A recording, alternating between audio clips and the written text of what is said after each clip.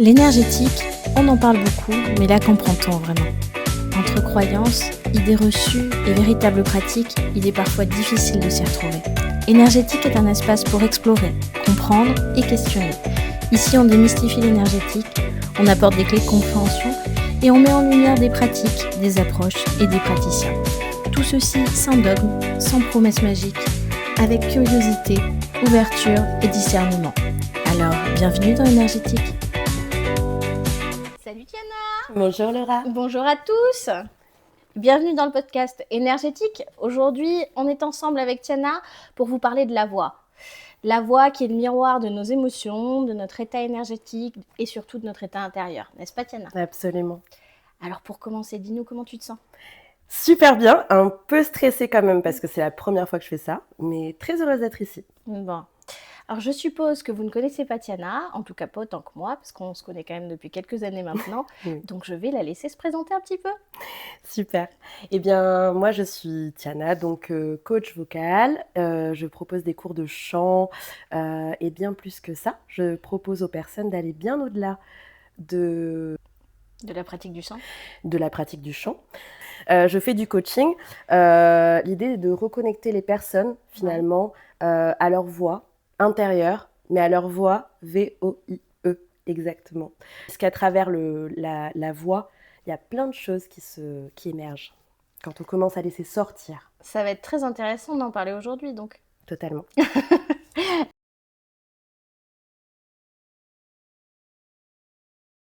À laisser sortir. Ça va être très intéressant d'en parler aujourd'hui donc. Totalement. Bon. Alors, parle-nous un peu de ton parcours. Qu'est-ce qui t'a amené à tout ça? Alors, je viens, comme tout le monde, d'un parcours un peu Classique. Un peu classique. Donc, j'ai fait des études classiques, j'ai fait des études supérieures, notamment en management, en ressources humaines. Pourquoi cette voie-là? Management beaucoup parce que ce qui me plaisait dans le côté management, c'était l'aspect humain. Et ressources humaines, c'était encore l'aspect humain. Et j'avais déjà quelques pistes sur ce qui allait me correspondre et qui allait m'amener à ce que je suis aujourd'hui. Je te rejoins complètement là-dessus, en tout cas. Et en parallèle, effectivement, je pratique le chant en tant que chanteuse depuis toute petite. J'ai fait un parcours assez autodidacte parce que je ne suis pas passée par des écoles académiques. Il y a beaucoup d'énergie parce que j'ai beaucoup d'énergie.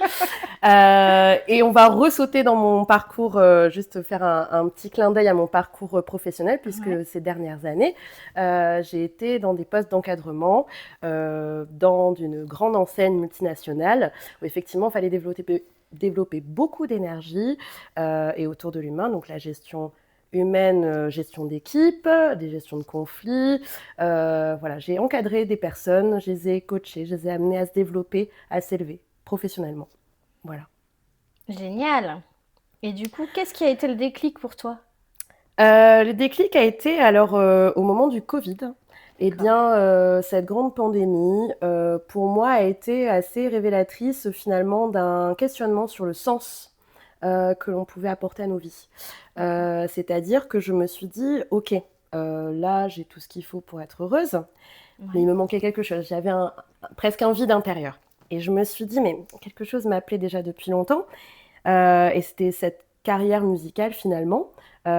Tout ce qui était porté autour du chant et j'avais envie, en plus ça m'a toujours vraiment j'ai toujours eu cette fibre-là d'enseigner, de transmettre finalement, même au-delà d'enseigner pour moi, parce que c'est vraiment la transmission. La transmission, c'est quelque chose pour moi qui est vraiment, c'est dans mon ventre, hein, dans mes tripes. J'ai envie d'amener les personnes vraiment à identifier ce qui fait sens chez elles. Je pense qu'une vie sans ce sens-là, finalement, on tourne un peu en rond. C'est bien dommage. C'est bien dommage de ne pas l'honorer, cette vie. Et cette pandémie, en fait, a remis en question, ça a vraiment remis en question ça en moi. Et je me suis dit, bah allez, je quitte tout et je fais ce que j'ai toujours aimé, c'est-à-dire le chant. Donc, je suis dans des groupes. Récemment, j'ai enregistré un titre, j'ai fait du studio. Génial. Oui, tout à fait, je suis sur toutes les plateformes et tout. Je suis très fière. En collaboration avec un super groupe, on mettra probablement le lien. Ouais. Voilà, j'ai fait de la radio. Enfin, en fait, ça a déclenché beaucoup de choses en moi. Donc, j'ai quitté cet emploi qui était confortable pour quelque chose qui, d'apparence, n'était pas confortable, puisque c'est vrai que la musique, c'est un peu aléatoire. Mais Dans lequel tu te révèles. je me révèle totalement. Et je me révèle à travers ce que je peux apporter aux personnes et surtout à travers ce que les personnes, elles m'apportent aussi, parce que mes élèves m'apportent tout le temps. C'est très riche d'enseignement. Totalement. Génial. Moi, ce qui m'intéresse, c'est de savoir à quel moment tu as compris que la voix, le chant, ça allait au-delà en fait de ce qu'on peut percevoir à la télévision, dans les émissions de variété ou ce genre de choses. À quel moment ça a fait écho chez toi et tu t'es rendu compte que ça avait un vrai lien avec l'énergétique? Pour moi, oui. Alors là, aujourd'hui, pour moi, c'est une évidence. En fait, ça a fait waouh, il y a eu un impact vraiment très, très grand. Dans ma vie, j'ai eu une période où j'ai été très timide, très introvertie. Et en même temps, j'avais ce besoin viscéral de chanter, de m'exposer presque, de faire un spectacle. Je veux dire, c'est timide, faire un spectacle, ça n'a rien à voir, je veux dire. Mais là, j'avais envie de me lancer. Et en fait, j'étais à un moment aussi où je me cherchais un petit peu, voilà, comme toute personne dans sa vie. Et puis, en fait, j'ai eu des personnes qui m'ont allumé juste la flamme, m'ont dit, mais en fait, j'ai pas envie de montrer comment je chante. Parce qu'en fait, j'ai vraiment envie d'amener les gens à se trouver. Donc, c'est important, finalement, de s'incarner. Vraiment, j'insiste sur ce mot de s'incarner. Intention, incarner. On est beaucoup dans l'intérieur. On va travailler l'intérieur pour sortir tout ça, parce qu'on est tous beaux à l'intérieur. Il y a toujours quelque chose à faire. Toujours quelque chose à faire. Les fondations. C'est pour ça qu'on travaille sur la voix et le miroir de notre émotionnel, de notre intérieur, de notre énergétique. D'après toi, qu'est-ce qui se passe quand la voix arrive, quand le souffle arrive, qu'on veut émettre cette note dont tu nous parlais tout à l'heure, et que finalement on reste figé? Qu'est-ce qui se passe? D'où ça vient? D'où ça provient, ce blocage-là? Tu vois de quoi je veux parler, hein? Absolument. Oui, ça t'est déjà arrivé sans doute. Absolument, absolument. Alors, la note, mais aussi lorsqu'on est devant un auditoire, par exemple, un chef d'entreprise ou juste un manager, par exemple, qui a besoin de s'exprimer en réunion, qui organise une réunion, qui a besoin de s'exprimer auprès de ses collaborateurs. Il va sortir une note, parce que moi, je travaille la voix chantée, mais aussi la voix parlée. Pour moi, c'est pareil, dans le sens où c'est du chant. Et effectivement, cette première note qui ne veut pas sortir, ok, qu'est-ce qui se passe? Alors déjà, est-ce qu'on a, avant de faire cette réunion, on va prendre l'exemple de la réunion, avant de faire cette réunion avec mes collaborateurs, est-ce que j'ai pris le temps de me préparer? Alors j'ai bien préparé le contenu, etc. Mais est-ce que je me suis préparée à cette prestation, quelque part? Comment elle se prépare à cette prestation? Ok. Est-ce que j'ai une semaine tendue? Est-ce que j'ai eu des conflits dans ma famille? Est-ce que les embouteillages m'ont embêté avant de venir? Est-ce que j'ai failli arriver en retard? Tout ça, ça crée des frustrations, des mouvements en nous, des énergies plus ou moins en cohérence ou plutôt en incohérence. Ouais. Alors, voilà. Et effectivement, ça fait... Alors, nous, on est l'enveloppe de tout ça. On enregistre tout ça, on est... Hop. Ok, alors j'ai failli être en retard, mais du coup, tac, tac, tac, tac. Ok. On est tout secoué à l'intérieur. Il y a plein de choses qui se passent. Et là, je me retrouve devant cette réunion. J'ai tout ça. Et puis, il faut faire comme si de rien n'était.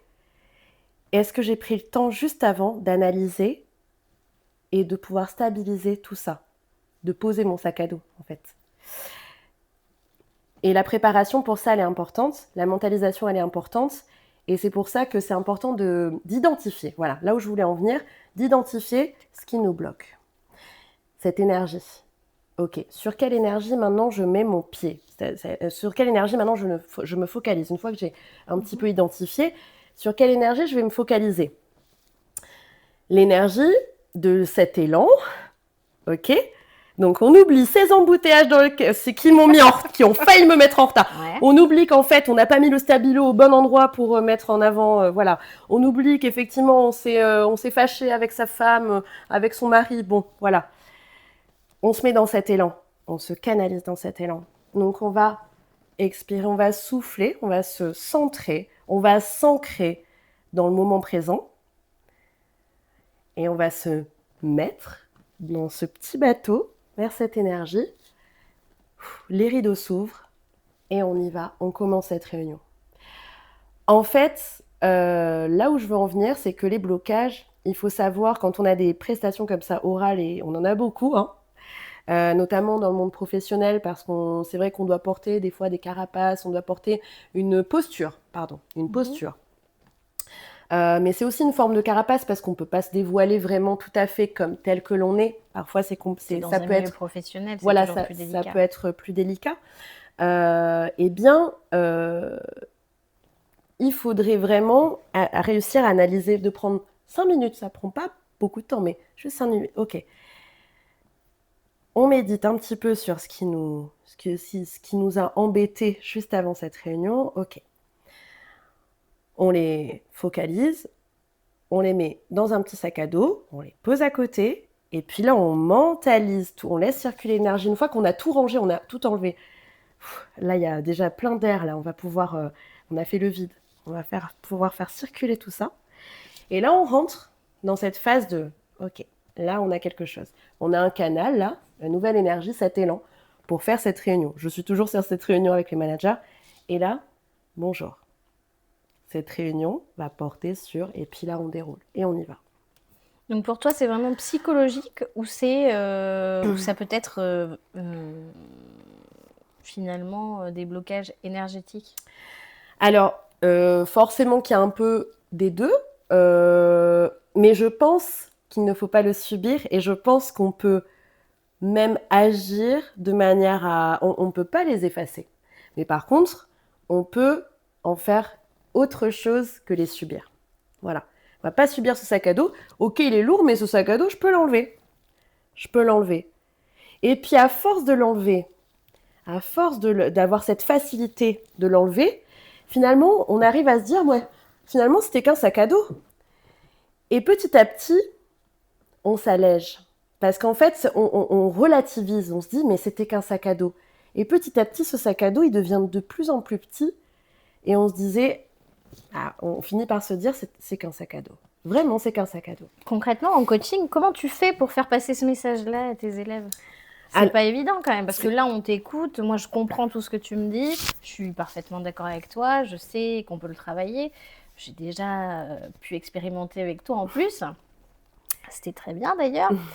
mais concrètement avec eux, comment ça se passe? Parce que quand ils sont par exemple directeurs de grosses entreprises ou qui prennent des postes à responsabilité et que du jour au lendemain, ils sont confrontés à de grosses réunions, à devoir manager des centaines de personnes, c'est pas évident, hein. Quand on sort d'école de commerce, on nous apprend beaucoup de choses, mais on n'est pas forcément préparé à tout ce qui se passe en entreprise, hein.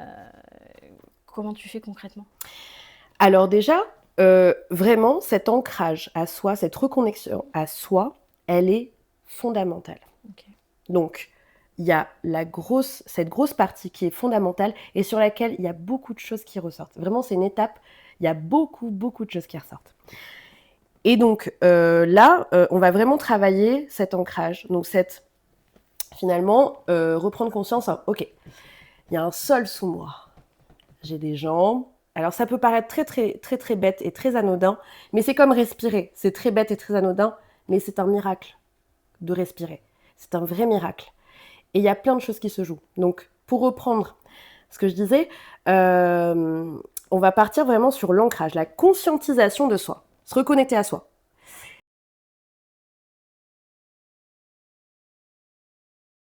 Laisser l'énergie remonter tranquillement. Et là, on remonte encore progressivement, on va se concentrer sur notre poitrine. Et là, à l'intérieur, on laisse nos poumons reprendre ce souffle progressivement. Donc on inspire, on continue d'inspirer et d'expirer progressivement. Laissez ce souffle entrer en nous et sortir. Et on remonte sur ses épaules qui souvent portent beaucoup de poids. On les relâche un maximum. Et ces épaules qui sont bien courageuses, on essaie de les détendre un maximum et on continue de laisser ce souffle entrer par l'inspire et sortir par l'expire. Puis on remonte dans notre tête. Cette tête qui pense beaucoup, qui nous induit des petits blocages sympathiques. On va laisser cette tête se relâcher dans ses pensées, sortir toutes ses pensées par le souffle à l'expire.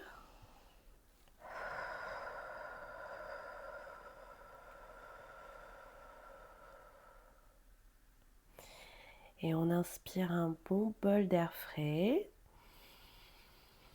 On laisse ce souffle traverser ce corps qu'on a bien détaillé point par point, qui est ce souffle, cet air qui nourrit ce corps, comme une énergie qui va circuler tranquillement, naturellement, mais on prend conscience de cette chance qu'elle a de circuler.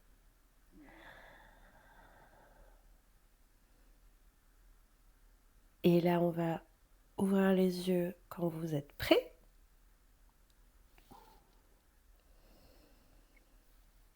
On prend notre temps. Merci Tiana pour cet exercice d'ancrage. Et c'est super cool parce que ça m'a encore plus ancré. Ça fait du bien. Ça fait du bien de se détacher un petit peu de son corps et de pouvoir finalement se recentrer. De se détacher en fait du bruit du monde finalement. Le temps de se reconnecter à soi. Et c'est vrai que c'est fondamental concrètement dans le coaching, parce que ça a l'air de rien, mais cet ancrage, il est vraiment fondateur. Il va déjà placer la personne au centre d'elle-même. C'est une base de vie. C'est une vraie base de vie. C'est presque une philosophie de vie, puisqu'elle permet vraiment de s'habiller, de s'incarner, finalement. Voilà. Donc, d'être bien dans ses baskets. D'être bien dans ses baskets, et peu importe l'aspect que l'on a, peu importe tout ce qu'on va se mettre comme défi et tout ça, effectivement, on est ancré et on arrive, voilà, sur Terre. Voilà, une naissance. À chaque fois qu'on fait ça, en fait, il faut s'imaginer comme presque une naissance. On est à chaque fois. Une nouvelle vie. Une nouvelle vie. Une nouvelle journée. Chaque jour est différent. Totalement, une nouvelle journée. Et nous offre un panel d'opportunités. Absolument. Merci Tiana pour cet exercice. Avec grand plaisir. J'espère que tout le monde va pouvoir refaire cet exercice à la maison. C'est vraiment très très pratique. Et c'est vrai que ça vous met dans de très bonnes conditions pour parler derrière. Vous voyez à quel point j'ai là tout de suite de l'aisance à vous raconter ma vie, alors que tout à l'heure c'était moins facile, puisqu'on est quand même sur le premier épisode du podcast, on ne peut pas l'oublier. Je ne sais pas si on coupera ça au montage ou pas, mais au moins je vous l'aurais dit. Voilà. Oui, totalement. Et là, déjà, on est bien plus ancré. Et je sens que tu es bien plus en connexion avec moi. Complètement. Ouais, complètement. On sait, bon, on va dire que la première partie du podcast nous a aussi pas mal liés. Oui. Mais c'est vrai que cet ancrage fait du bien, complètement. Totalement. Et en énergétique, on utilise l'ancrage tout le temps. Donc c'est pour ça que c'est très intéressant pour moi de t'entendre nous dire qu'aujourd'hui, tu ne travailles pas sans ça. Parce qu'en énergétique, on ne peut pas travailler sans ancrage non plus. C'est une belle base. Chaque individu est différent. On a besoin en fait de se visualiser avant de travailler. Sinon, on travaille dans le vide, en fait, finalement. On travaille dans des standards. Et c'est quelque chose, je voulais juste faire un petit, si je peux me permettre. Effectivement, le coaching vocal, chaque coach correspond à un élève aussi. Il y a cet aspect-là. En fait, c'est vrai qu'on est dans un monde très normé. Et c'est nécessaire parce que pour faire fonctionner la société telle qu'on la connaît aujourd'hui, on a besoin de normes. C'est bien plus simple à gérer. Néanmoins, on a besoin, par moment et encore plus par les temps qui courent, finalement, de se reconnecter à sa singularité. C'est pour ça que les pratiques vocales, enfin l'expression de soi, le développement personnel prend une place importante aujourd'hui, je pense, à mon humble avis, parce que le monde va très vite.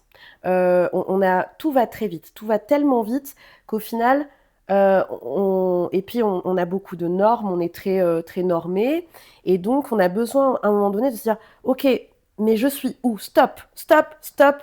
Où est-ce que je suis dans tout ça? Par endroit, par moment. Voilà, il y en a qui auront besoin à plus ou moins haute fréquence, d'autres non.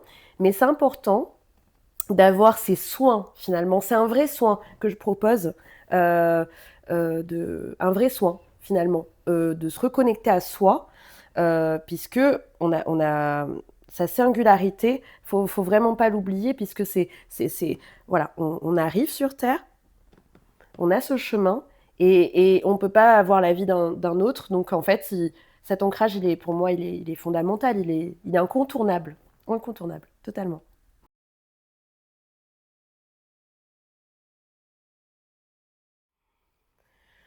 C'est extrêmement intéressant. Alors, est-ce que tu peux éventuellement nous donner des exemples de moments où la voix du coup déraille, dérape? Quels sont les moments, quelle est la voix qui va sortir dans un moment de stress? Quelle est la voix qui va sortir dans un moment émotionnel de colère? Quels sont les différents états que l'on peut observer dans la voix? C'est des choses qui peuvent être intéressantes. Je sais pas si... Totalement. Ouais, totalement. En fait, alors on va les classer en quatre grandes émotions. La peur, la joie, la tristesse et effectivement la colère. La peur. La peur, souvent, la voix va être un petit peu, la voix va être tremblante. On va sentir, il va y avoir beaucoup de symptômes, si je peux parler en ces termes, mais la voix va être un petit peu tremblante, on va avoir une certaine retenue, les vibrations dans la voix vont être vraiment, il va y avoir une instabilité, une vraie instabilité dans la voix. Voilà. Par exemple, je vais annoncer, là j'appelle quelqu'un au téléphone de très proche, je vais lui annoncer qu'effectivement il y a eu un gros souci familial, par exemple, cette peur d'annoncer n'importe quel événement de la vie. Allô, et puis on va être très renfermé, en fait. Il va y avoir on va sentir que l'élan va être freiné, finalement. Comme une barrière invisible. Comme une barrière invisible, on va avoir peur de sauter à travers. Vraiment, c'est quelque chose qui... Et la voix va hésiter, Et tu le ressens dans quelle partie du corps quand ça se passe, ça? Au niveau de la peur, on est là. On est beaucoup là, puisque c'est finalement, c'est notre cerveau de cet instinct de survie presque, la peur. C'est ok, il faut qu'on se protège. Donc on va être bloqué, on va ressentir beaucoup de blocage au niveau physique aussi. Et la voix veut pas sortir. La voix veut pas sortir. Elle demande à sortir, mais elle ne veut pas. Elle tremble, elle hésite, voilà. Donc tu es plutôt dans le ventre, quoi. Plutôt dans le ventre, effectivement. On va partir sur la joie. Ouais. La voix va être plutôt, donc la joie d'être ici. La voix, on va être dans quelque chose de plus clair, de bien plus aigu, de manière générale, même chez les hommes. La voix va être plus sautillante, plus pétillante. L'énergie va être projetée de manière très vivace.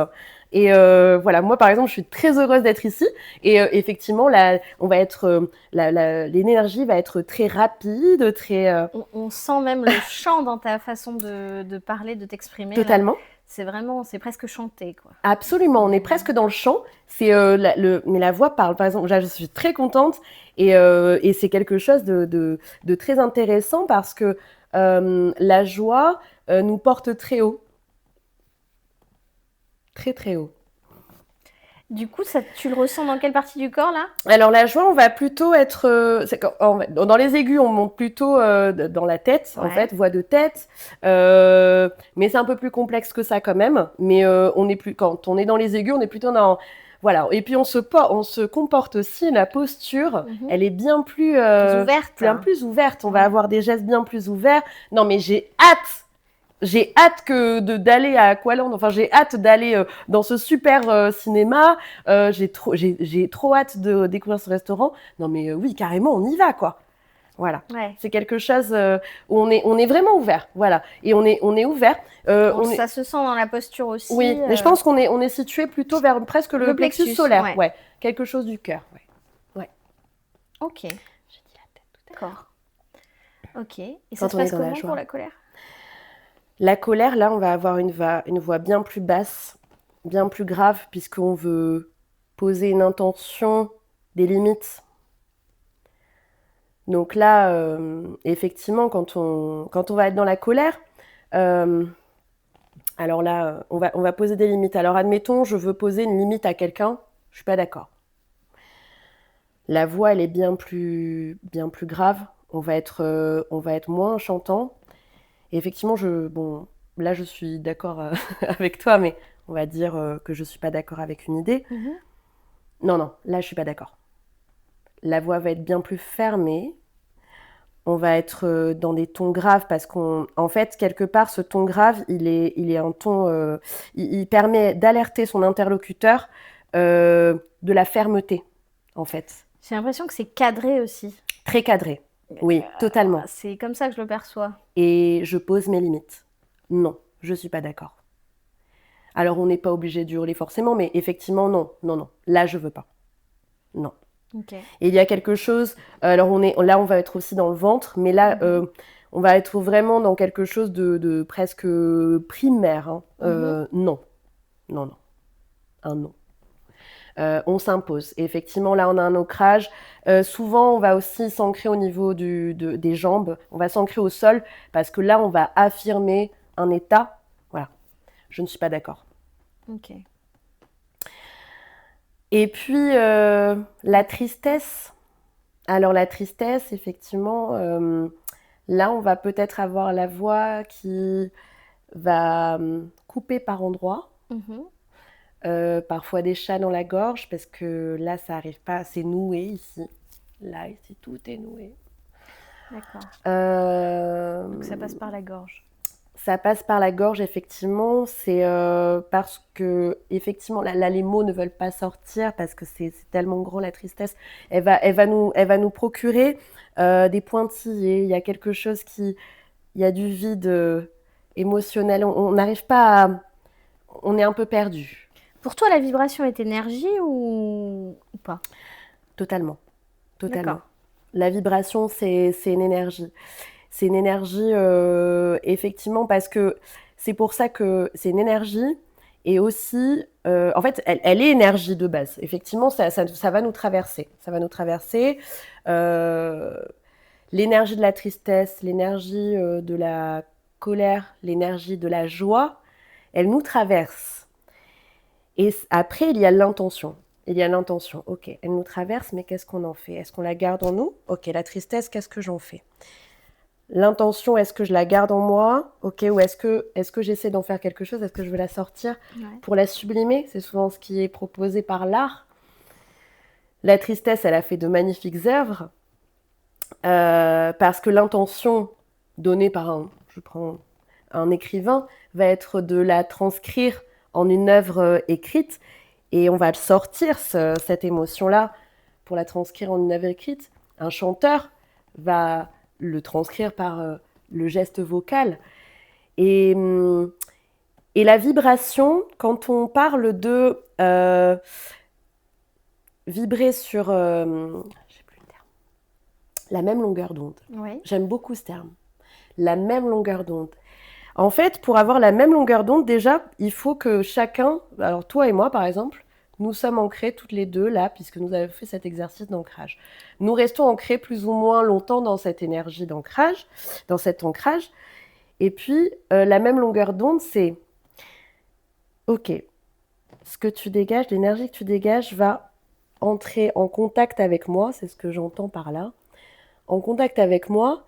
Et en fait, qu'est-ce qui se passe quand deux énergies se rencontrent et qu'elles ont accepté finalement de se rencontrer et elles font tomber les barrières? Eh bien, naturellement, on se met sur la même longueur d'onde. Et hop, c'est bizarre, on se connecte.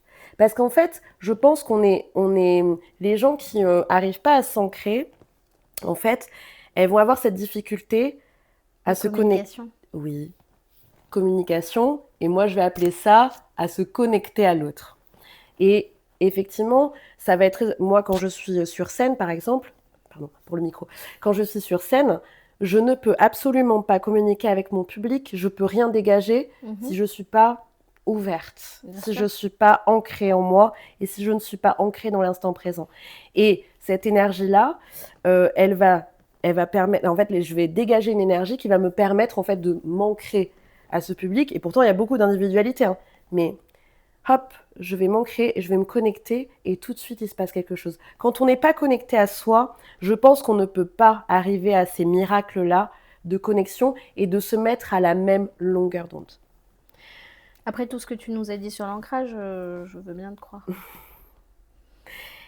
Et c'est quelque chose, ça paraît être le B à bas, ça paraît assez basique, mais finalement, reprendre ces fondamentaux-là, vraiment les conscientiser, ça permet d'avoir un regard neuf, différent. Tu penses qu'on avait tous ces éléments entre nos mains et qu'on les a perdus ? Je pense, oui, totalement. Encore une fois, lié à nos vies pressées, à beaucoup de choses. Je pense que dès notre plus jeune âge, c'est vrai que petit à petit, on nous désaxe un petit peu de ça. J'aime bien reprendre ça, le regard d'un enfant, par exemple sur la vie. Un enfant, il a tout à découvrir de la vie. Il arrive sur Terre, ok, j'ai tout ça à découvrir, mais qu'est-ce qu'il fait? Ok, il y a ce que nous considérons comme de la peur, effectivement, mais pour lui, ça n'a pas de nom, il n'y a pas encore rien. Ok, il va prendre. Des choses qui vont être waouh, qui vont l'émerveiller. Ok, il va prendre. Des choses, un cactus qui pique. Oh, il va prendre. Ça fait mal, mais qu'est-ce que ça veut dire faire mal? Il va prendre et puis il va se dire ah, c'est de l'expérience. Alors il va réagir, puis c'est de l'expérience. Et effectivement, ce regard neuf qu'un enfant a sur la vie, c'est une énergie vitale qu'il a. Il a une énergie d'aller vers l'avant, d'aller vers la vie, de croquer la vie finalement. Je veux dire, c'est ancré en nous, c'est inscrit en nous profondément à la vie. Donc il va avoir cet élan, cette énergie vitale, et donc il va faire. Et il va pas être comme nous, pauvres adultes, qui avons emmagasiné, pauvres, quand je dis pauvres, c'est parce que nous avons emmagasiné une expérience, où effectivement, ça nous a permis d'apprendre à nous méfier, etc. Parce qu'un bébé est très vulnérable, un enfant est vulnérable face à la multitude d'événements dans la vie que l'on peut rencontrer. Mais effectivement, on a mis des petits post-it comme ça. Ok, là, bon, on va faire attention. Là, non, là, c'est chouette. Bon, là, c'est cool. Mais quelque part, petit à petit, on perd un petit peu cette connexion et quelque part ces yeux brillants face à la vie et cette incarnation de soi. Et cette incarnation de soi, les meilleurs enseignants finalement, c'est les enfants. Ils ont tout compris. Ils partent s'enfiler et c'est vrai que dans le coaching, moi j'aime bien partir sur ce postulat-là, dans cet état d'esprit-là, d'où l'ancrage comme une deuxième naissance. Tu me disais tout à l'heure donc que tu es maman, hein, Oui. Et que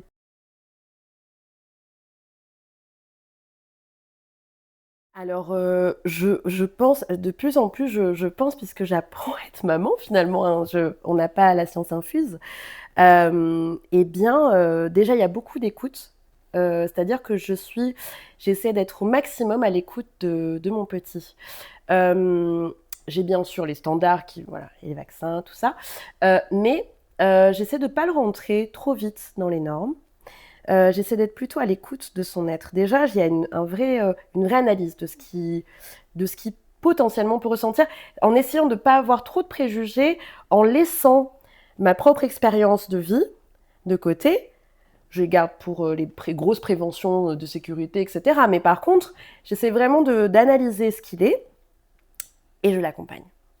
Et vraiment accompagner quelque part, j'ai ce sentiment de plus en plus de je pense qu'en tant que parent, pour être un parent juste, il faut essayer d'être dans le coaching de son enfant, c'est-à-dire accompagner, pas être trop dans la protection au sens faire à sa place, et pas non plus être trop en retrait, puisqu'effectivement l'enfant a besoin d'une stabilité émotionnelle, etc.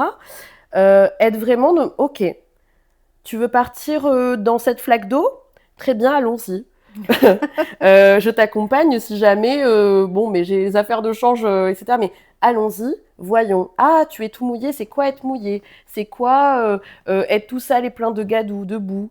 Ok, mais accompagner, finalement, apporter cette main juste pour dire ok, je suis là, au cas où, mais vis cette expérience, accueille, finalement, accueille.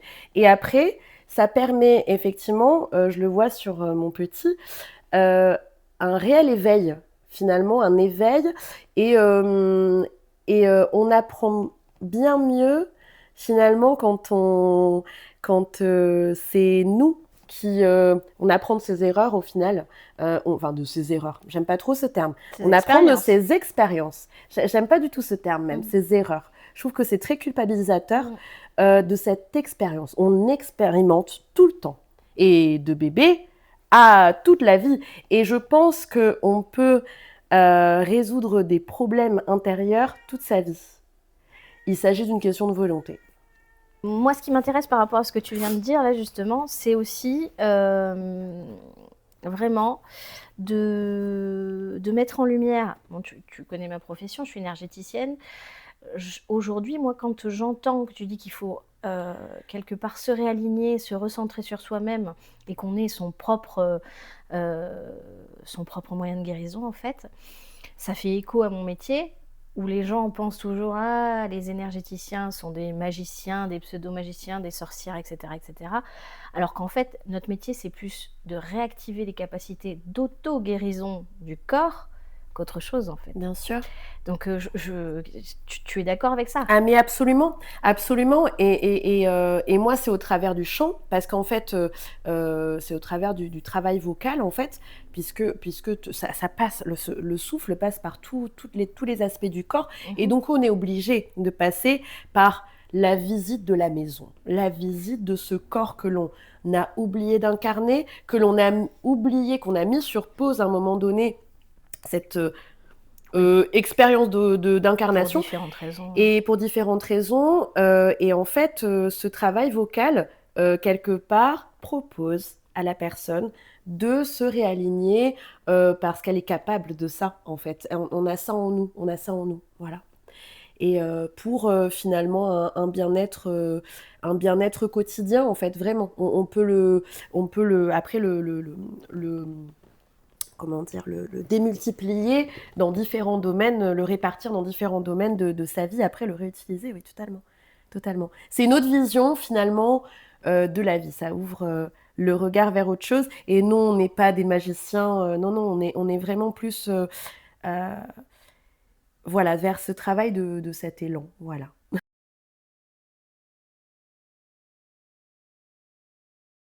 Et je pense qu'on voudrait savoir ce que tu dirais, quels conseils tu prodiguerais aux gens qui aujourd'hui ont peur de faire entendre leur voix, ont peur peut-être de s'exprimer, mais aussi ont peur de chanter. Vraiment de cette petite voix intérieure, qu'est-ce que tu leur dirais, quoi?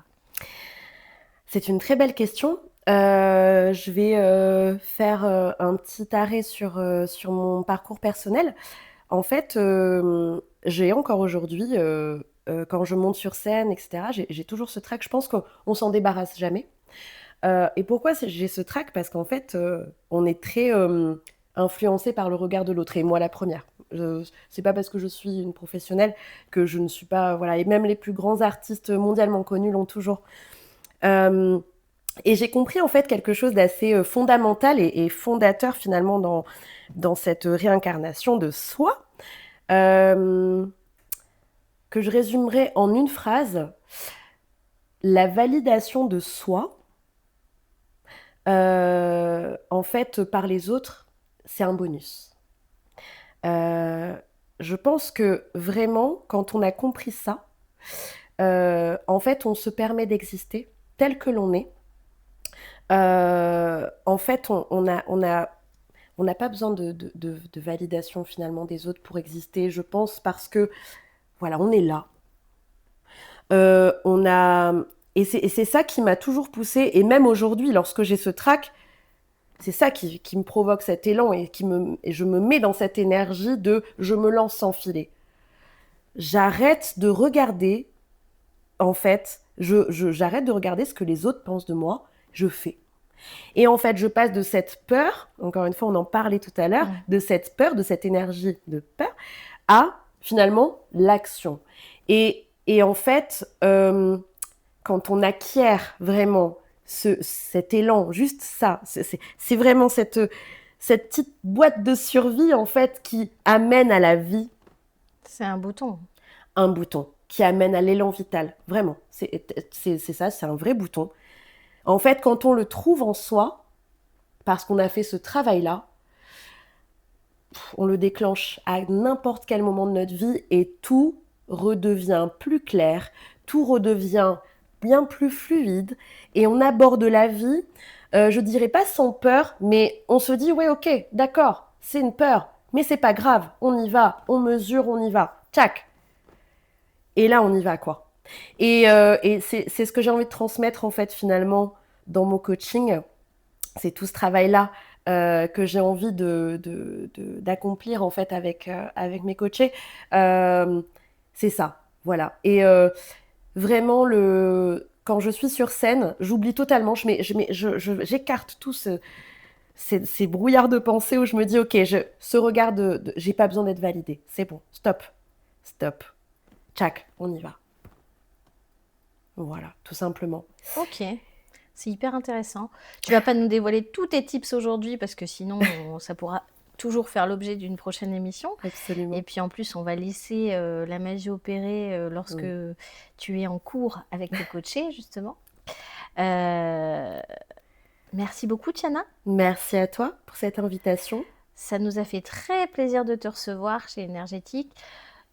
Moi, j'aimerais savoir où on peut te retrouver. Alors, sur trois grandes plateformes, donc Super Prof, notamment, où je suis principalement, Allegro Music et également Apprentice.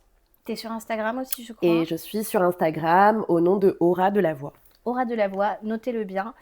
N'oubliez pas de vous abonner, de liker évidemment cette vidéo. Merci beaucoup de nous avoir suivis aujourd'hui. Et évidemment, la voix est un puissant révélateur de votre énergie. À bientôt les amis. À bientôt. Bye bye. Merci.